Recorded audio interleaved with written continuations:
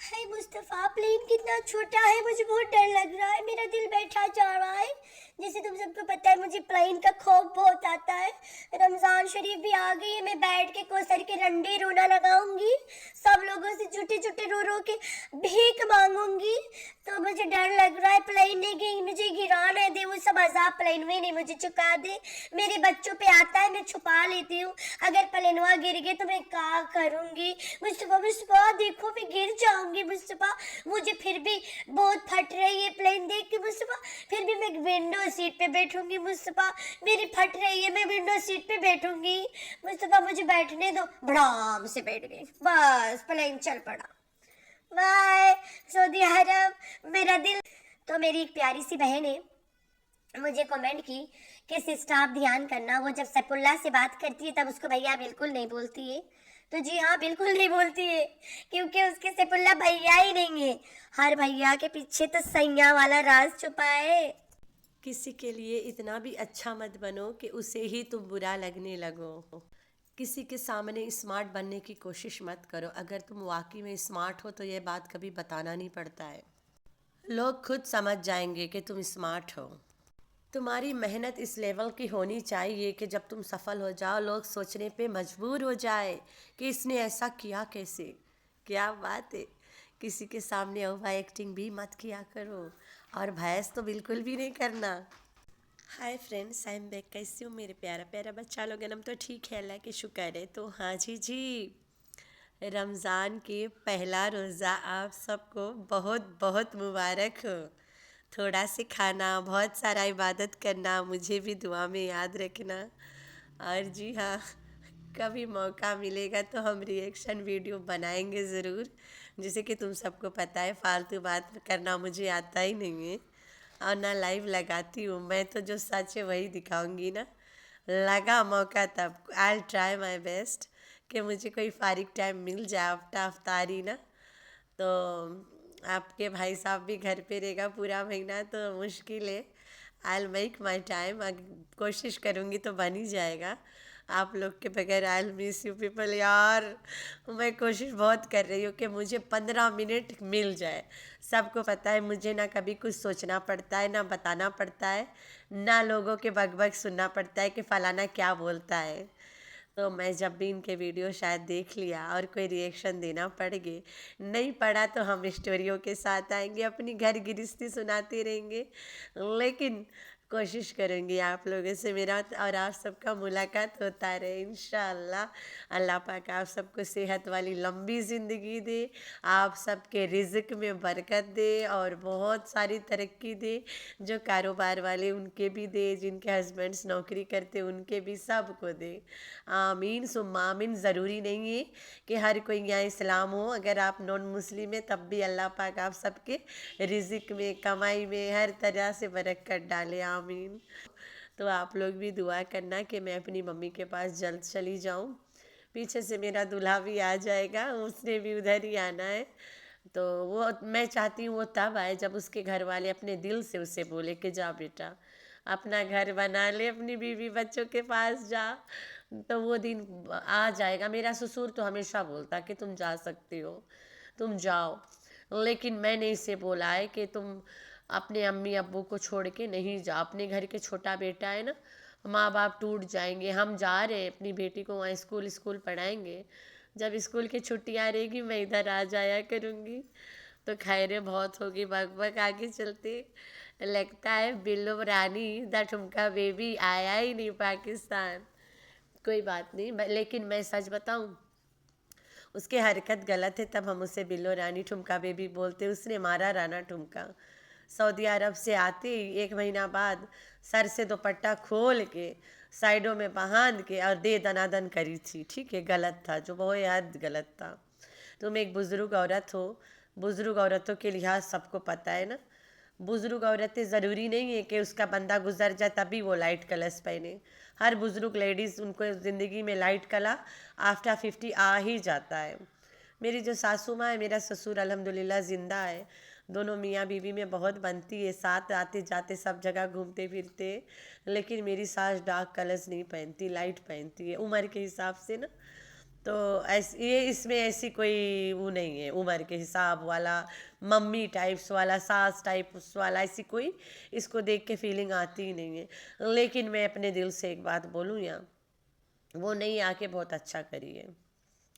Saudi अरब जैसे जगह पे, पाक जगह, जहाँ मस्जिद में नमाज अदा करने का मौका मिलता है, इसे हुजूर पाक सल्लल्लाहु अलैहि वसल्लम के घर में रह के नमाज़ पढ़ती है, बहुत अच्छी बात है।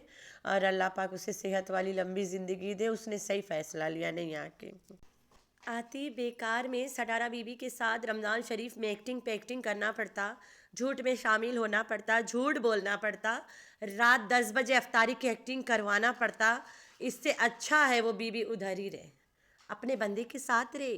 और जो लोग नाना को कमेंट में गाली दे रहे हैं कि बिल्लो रानी को भेजो भेजो भेजो, वो लोग चाहते हैं कि बिल्लो किसी तरह से जाए, रास्ता खलियाए तो हम लोग जाके नाना के साथ रहें।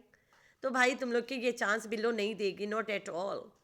बिल्लो रानी बहुत दिक्कत से बुढ़ापे में अपने लव मैरिज को अंजाम दी है, तो वो ऐसा कभी हरगिज सोचेगी भी नहीं करने को। तो तुम लोग परेशान मत हो, कोई दूध पीती बच्ची नहीं है कि उसके गला घोट के वहाँ रखा गया है, कोई गलत काम नहीं करवाया जा रहा है, उसे वहाँ रख के उसकी तरबियत किया जा रहा है कि अल्लाह अल्लाह करो, तस्बीह करो, मस्जिद जाओ, दुआ मांगो, ये सब करवाया जा रहा है। वहाँ रुक के बिल्लो रानी कोई गुनाह नहीं कर रही है, लेकिन यहाँ पे आए के बहुत बड़ा बड़ा गुनाह करती थी। तो चलते सटारा बीवी की तरफ। आप लोग को तो पता है रमज़ान शरीफ हो या कुछ भी हो, इसके बेहयाई ख़त्म होने का नाम ही नहीं लेगा कभी, और झूठ तो बिल्कुल भी नहीं। तो रमज़ान शरीफ में ये ठोक बजा के अगर झूठ बोलेगी तो आई हैव नो ऑप्शंस, रेजा देन इस पे रिएक्शन देने का। तो मैं तो दूंगी भाई, बेशक मेरा टाइम बने ना बने मैं बना लिया करूँगी, सहरी में रोटी बेलते बेलते दे दिया करूँगी, तुम लोग परेशान नहीं हो। तो बिल्लो रानी नहीं आके अच्छा करिए।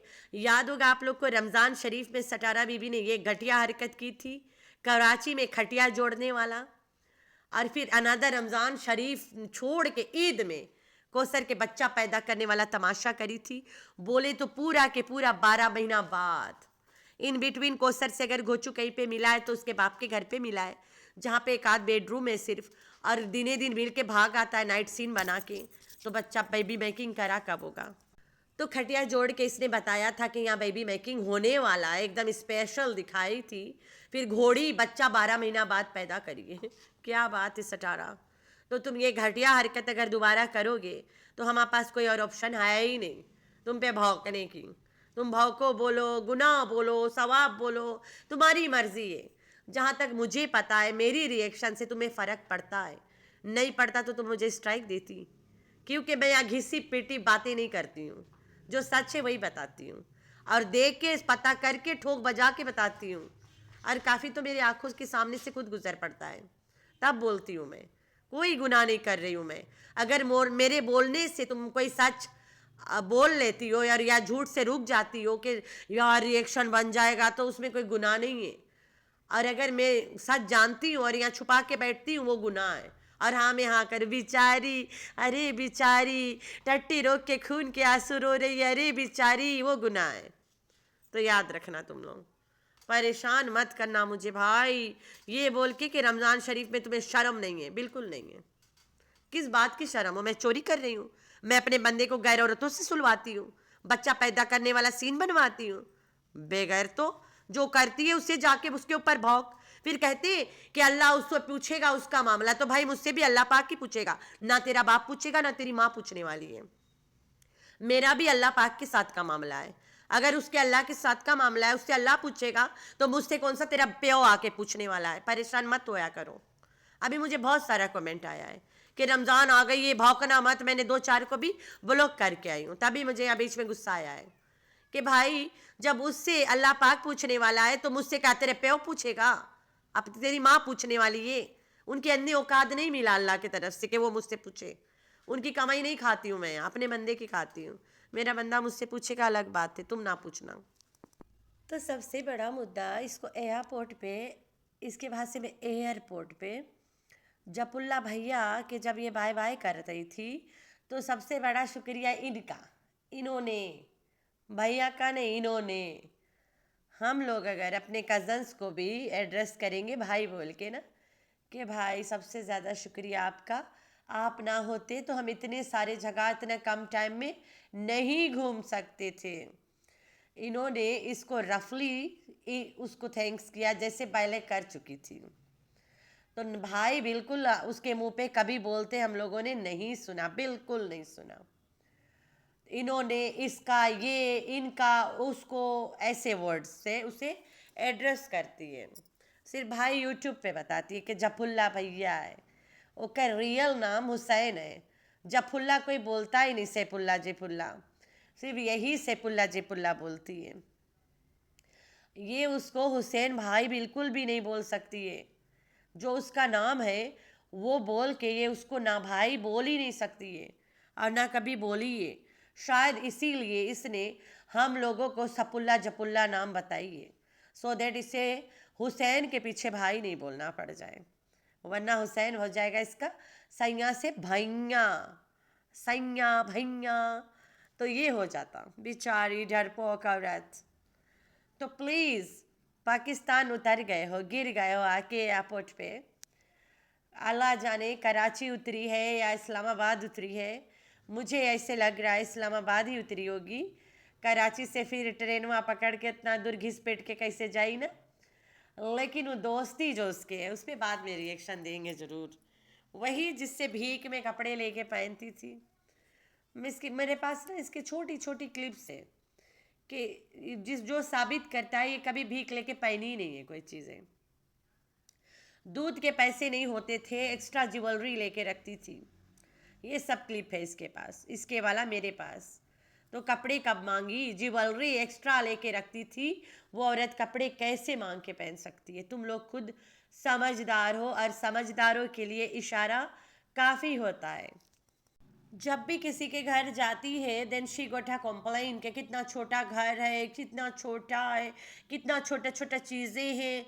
तो छोटा छोटा छोटा छोटा करते करते इस औरत को अब प्लेन भी छोटा लगने लगा। क्या बात है आंटी, सब कुछ छोटा होते होते, छोटी लोली को बर्दाश्त करते करते अब प्लेन भी इसको छोटा ही नज़र आ रहा है। तो जी हाँ, वो प्यारी सी कौसर जो इसके बुरे वक्तों में इसके घिसी पिटी नैया को पार लगाती है व्यूज़ बढ़ा के, उसके लिए क्या लाई हो? उसके लिए ये पता क्या लाई है? आइडियाज़। कैसे हम उसे लाएंगे वहाँ से? बहनों बहनों ने मिल के बड़ा बड़ा आइडियाज़ बनाया है। साथ में ड्रामीरा थी, ड्रामीरा ने तो बड़ी बड़ी चौका मारा होगा, जिसको बहुत खूब आता है मारने के लिए। तो ड्रामीरा के पास हो के, बहन के पास खो के इतनी बड़ी बड़ी आइडियाज़ लाइए कोसरिया के लिए, मदीना से, मक्का से, सऊदी अरेबिया से, सऊदी अरब से। तो वो आइडियाज़ ऐसे है, पहले खटिया जोड़े रही, अब की घोचू को जोड़ेगी, उसके चिपटाए के दिखाएगी। रमज़ान शरीफ ही इसको मिलता है घिनौनी चीज़ें दिखाने के लिए। ये इतनी गलीज़ औरत है, ऐसे इसकी किस्मत में लिखी है। अच्छे जगह पे तुम अच्छे काम कर नहीं सकते, रमज़ान शरीफ में तुम अच्छे चीज़ें दिखा नहीं सकते, तुम वही करोगे जो तुम्हारी पहचान है। इतना सारा अबाया अबाया करना, अबाया पहन के घूमना, जबकि सऊदी अरब में रहने वाली ड्रामीरा पैजामा और शर्ट में घूम रही होती है। इतना इज्जतदार औरत के इज्जत वाली कपड़ा देख के तुम्हें कहीं ना कहीं लालच तो आया होगा कि काश मैं अबाया के झोल में पड़ती ना। लेकिन इतना सारा अबाया ला के उसमें घोचू को डुबा के घर में नौटंकी करा के यूट्यूब पे वीडियोस बना के डालोगी का? तो इसलिए लाई इतना सारा अबाया, क्योंकि उतार के उसे घोचू के मुंह पे ही मारेगी भड़ाक से। तो इसको एक कमेंट आया है, तुम अपने ससुर को क्यों नहीं उम्रा करवा लेती? जवाब किसी ने दिया है, किसी खाला साजात सास ने हो चुकी, कि भाई उसका बेटा कमाता है यूट्यूब से, कौसर को और अमीनुआ खुजली को ले जाए। क्या बात है।